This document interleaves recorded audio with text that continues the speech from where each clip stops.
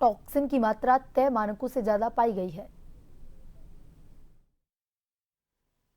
राजस्थान में मूंगफली निर्यातकों के अचानक बड़े संकट में घिरने के बीच बीकानेर की कृषि उपज विपणन समिति मंडी में खुले आसमान के नीचे मूंगफली के ढेर लगे हुए हैं, जो खरीदार का इंतजार कर रही हैं। इंडोनेशिया समेत कई देशों ने भारतीय मूंगफली के आयात को अस्थायी रूप से रोक दिया है। उनके मुताबिक भारत से भेजी जा रही मूंगफली में एफ्लाटॉक्सिन की मात्रा तय मानकों से ज्यादा पाई गई है। एफ्लाटॉक्सिन एक विषैला यौगिक है जो मूंगफली में नमी और गलत भंडारण के कारण बनता है। ये फफूंद से पैदा होता है।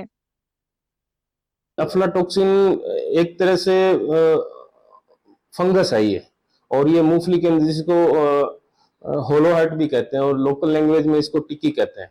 इसमें जो मूंगफली ग्राउंडनट का दाना है उसकी क्वालिटी डाउन हो जाती है। इसके कारण उसको एक्सपोर्ट में भी दिक्कत आ रही है। कई हमारे कंटेनर इसी कारण रिफ्यूज हुए कि उसमें एफ्लाटॉक्सिन का प्रभाव पाया गया था। बीकानेर के किसानों और व्यापारियों के लिए ये बड़ा झटका है। उनका कहना है कि भारत से निर्यात होने वाली मूंगफली का लगभग 60% हिस्सा इंडोनेशिया समेत 3 दक्षिण पूर्व एशियाई देशों को भेजा जाता है।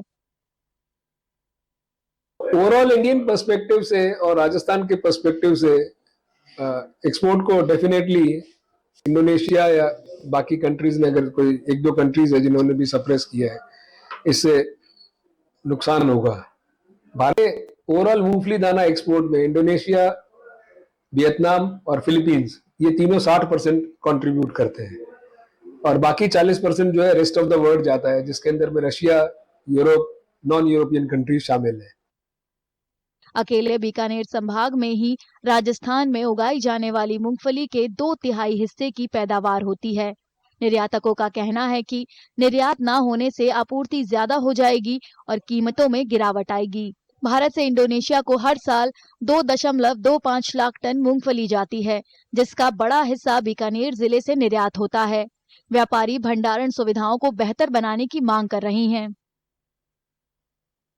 राजस्थान के अंदर में करीबन 16-17 लाख टन की क्रॉप अनुमानित है, जिसमें से करीबन 12 लाख टन मूंगफली जो है वो बीकानेर डिवीजन के अंदर होती है, करीब 65% के आसपास। और ऐसी उम्मीद है कि जैसा कि मैंने आपको बताया कि लास्ट ईयर से करीबन 300 से 500 रुपए मूंगफली जो है वो नीचे बिकनी चाहिए, अगर ये एक्सपोर्ट से संबंधित बैन हटाया नहीं जाता है या इसको प्रॉपर तरीके से दूर नहीं किया जाता है। इंफ्रास्ट्रक्चर को स्केल अप किए बिना आप अगर नियमों को एक्सपोर्टर्स पे लादने की कोशिश करेंगे तो उसका नेगेटिव इम्पैक्ट आना ही आना है। और कहीं ना कहीं आई थिंक हमें गवर्नमेंट एजेंसीज को उनसे बात करनी चाहिए।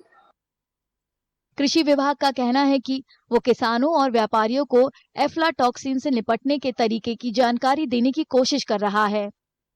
अल्टीमेटली बात यही है कि एफ्लाटॉक्सिन के लिए हमारा विभाग अलग अलग माध्यम से प्रयास कर रहा है। अभी एपिटा के माध्यम से हमने एक जिला स्तरीय वर्कशॉप भी आयोजित करी थी, जिसमें प्रोग्रेसिव ये अपने फार्मर और एक्सपोर्टर, मूंगफली एक्सपोर्टर है, उनकी हमने पूरी जानकारी देके उनको एफ्लाटॉक्सिन का प्रभाव कम से कम हो, और हमारे जो फील्ड स्टाफ है वो भी कृषक गोष्ठियों के माध्यम से किसानों को प्रेरित कर रहे हैं कि एफ्लाटॉक्सिन से कैसे बचा जाए, क्या क्या उपचार किया जाए।